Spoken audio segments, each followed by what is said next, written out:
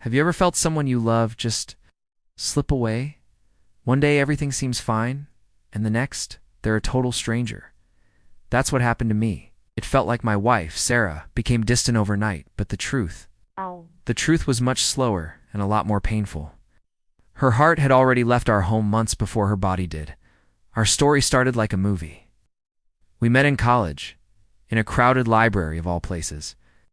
I saw her across the room, sunlight hitting her hair just right, and I knew I had to talk to her. It took me a week to build up the courage. Our first date was coffee that turned into an 8-hour conversation. We just clicked. We shared everything, our dreams, our fears, our stupidest jokes.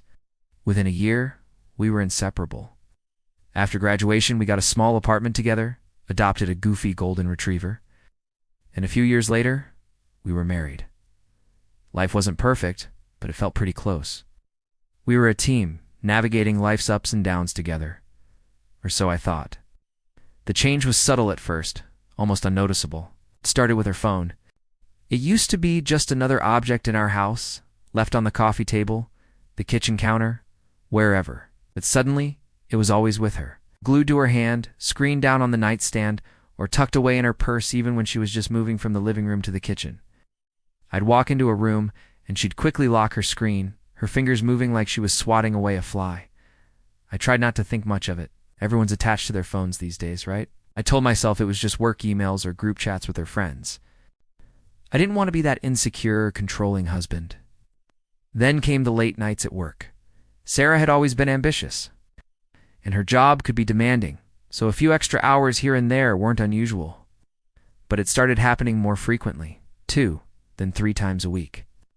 She'd come home exhausted, smelling faintly of a perfume I didn't recognize. When I'd ask about her day, the answers became shorter, more generic. It was fine, just busy, tired. The detailed stories about her annoying coworker or the funny thing that happened during a meeting just disappeared. They were replaced by a wall of one-word answers. Our evenings, which used to be our time to reconnect, started to feel empty.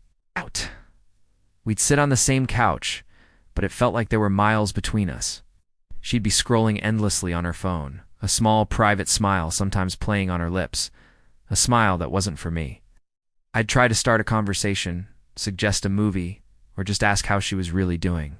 She'd give me a distracted nod, a non-committal, without ever looking up from her screen. It was like I had become background noise in my own home.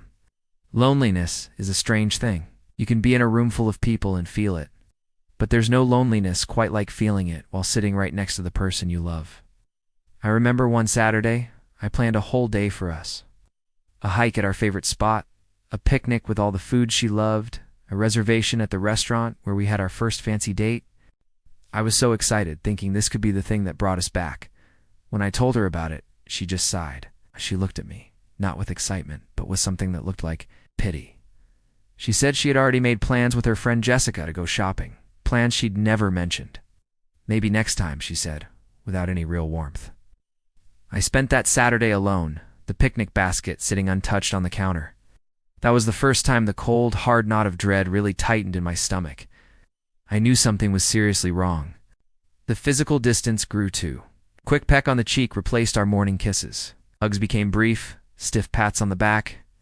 She started going to bed later than me, claiming she needed to finish up some work, and would slip into bed long after I was asleep. The intimacy, the simple, casual touches that had been the bedrock of our relationship for years, had vanished. It was like living with a polite roommate, not the woman I'd married.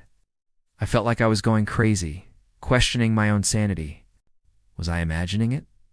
Was I being too needy? Tried talking to her about it several times. I'd say, "Sarah, I feel like we're drifting apart. Is everything okay?"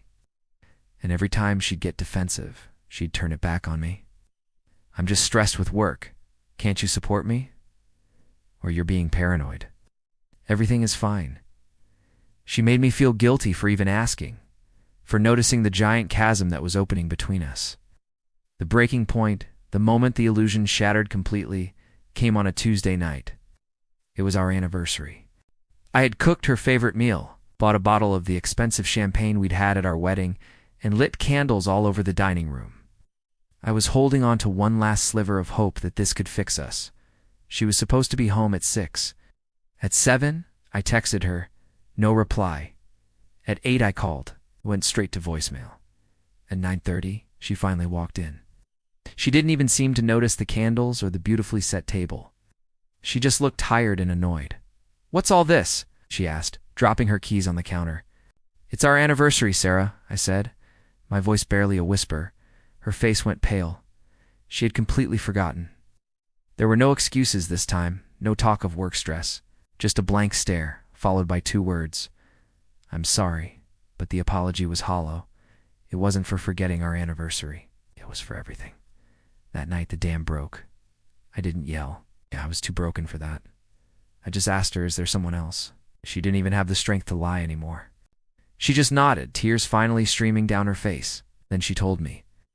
It was a guy from her work, Mark. It had started as lunches, then drinks after work, then more. It had been going on for 6 months. 6 months of late nights, secret texts, and private smiles. 6 months, while I was at home, wondering what I was doing wrong, feeling like I was losing my mind. The overnight distance I had felt was just the final stage of a long, slow betrayal. Her heart hadn't just left. It had been moved, piece by piece, into someone else's keeping for half a year.